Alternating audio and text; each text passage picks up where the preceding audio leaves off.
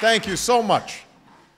Well, today, as we continue our celebration of International Women's History Month, I'm proud to sign this executive order establishing the White House Council on Women and Girls. It's a council with a mission that dates back to our founding to fulfill the promise of our democracy for all our people. I signed this order not just as a president, but as a son, a grandson, a husband, and a father. Because growing up, I saw my mother put herself through school and follow her passion for helping others. But I also saw how she struggled to raise me and my sister on her own, worrying about how she'd pay the bills and educate herself and provide for us. I saw my grandmother work her way up to become one of the first women bank vice presidents in the state of Hawaii, but I also saw how she hit a glass ceiling, how men no more qualified than she was kept moving up the corporate ladder ahead of her. I've seen Michelle, the rock of the Obama family, juggling work and parenting with more skill and grace than anybody that I know. But I also saw how it tore at her at times, how sometimes when she was with the girls, she was worrying about work, and when she was at work, she was worrying about the girls. It's a feeling that I share every day. In so many ways, the stories of the women in my life reflect the broader story of women in this country, the story of both unyielding progress and also untapped potential. Today, women make up a growing share of our workforce and the majority of students in our colleges and our law schools. Women are breaking barriers in every field, from science and business to athletics and the armed forces. Women are serving at the highest levels of my administration. And we have Madam Speaker presiding over our House of Representatives.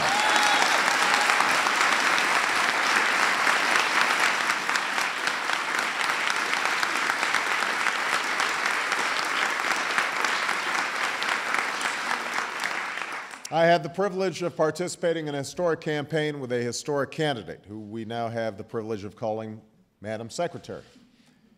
But at the same time, when women still earn just 78 cents for every dollar men make, when 1 in 4 women still experiences domestic violence in their lifetimes, when women are more than half of our population but just 17% of our Congress, when women are 49% of the workforce but only 3% of our Fortune 500 CEOs, when these inequalities stubbornly persist in this country, in this century, then I think we need to ask ourselves some hard questions.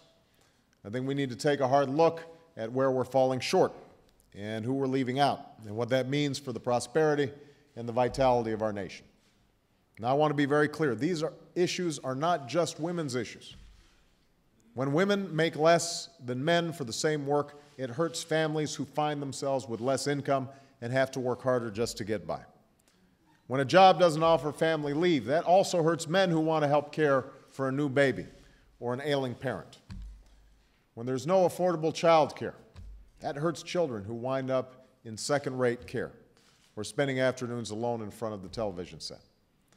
And when any of our citizens cannot fulfill their potential because of factors that have nothing to do with their talent, their character, their work ethic, that says something about the state of our democracy. It says something about whether we're honoring those words put on paper more than 2 centuries ago, whether we're doing our part, like generations before us, to breathe new life into them in our time. That, above all, is the true purpose of our government, not to guarantee our success, but to ensure that in America all things are still possible for all people. Not to solve all our problems, but to ensure that we all have the chance to pursue our own version of happiness. To give our daughters the chance to achieve as greatly as the women who join us today. That's the impact our government can have. It's the impact of a Health and Human Services Department that funds research by women like Dr. Nina Federhoff, a biotechnology and life science pioneer,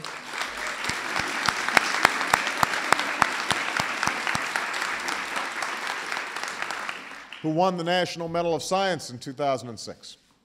It's the impact of a Defense Department that works to recruit and promote women so that women like Sergeant Major Michelle Jones, who was the Army's highest-ranking enlisted woman before she retired, can strengthen our military with their leadership.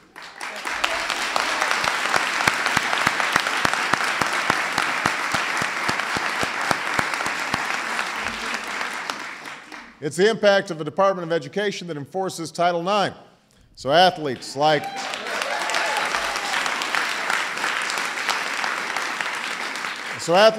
Olympic gold medalist Dominique Dawes and Lisa Leslie have a level playing field to compete and to win. It's the impact of a White House and a Congress that fight for legislation like the Lilly Ledbetter Fair Pay Restoration Act so that all women can get paid what they deserve.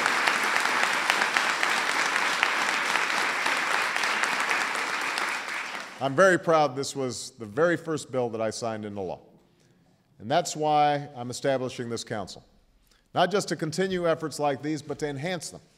The council will be composed of the heads of every cabinet and cabinet-level agency, and will meet on a regular basis. We have many of those cabinet members here. Some of the men showed up. We put them in the second row. But they're going to be fighting.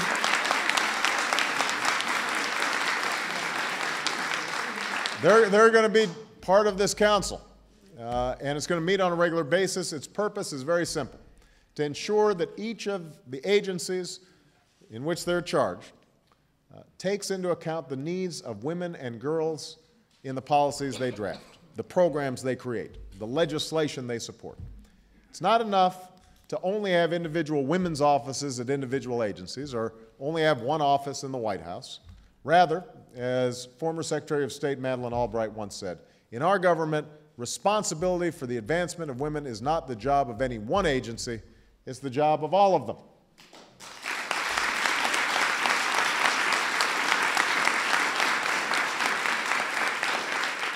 And she should know. She helped lead an interagency women's initiative during the Clinton administration. At the same time, given the critical importance of its work, this council must have strong leadership from the White House and direct accountability to me. And that's why I'm appointing Valerie Jarrett, one of my closest advisors and most senior members of my administration, to lead it. Tina Chen, another senior member of my White House staff, will serve as the council's executive director. In the end, while many of the challenges women and girls face are new, the work of this council is not. It's been with us for generations. Frances Perkins, who was President Franklin Roosevelt's Secretary of Labor and the first woman to serve in the cabinet, a great hero of the New Deal, described it well when she said, "I had a kind of duty to other women to walk in and sit down on the chair that was offered, and so establish the rights of others long hence and far distant in geography to sit in the high seats." To sit in the high seats.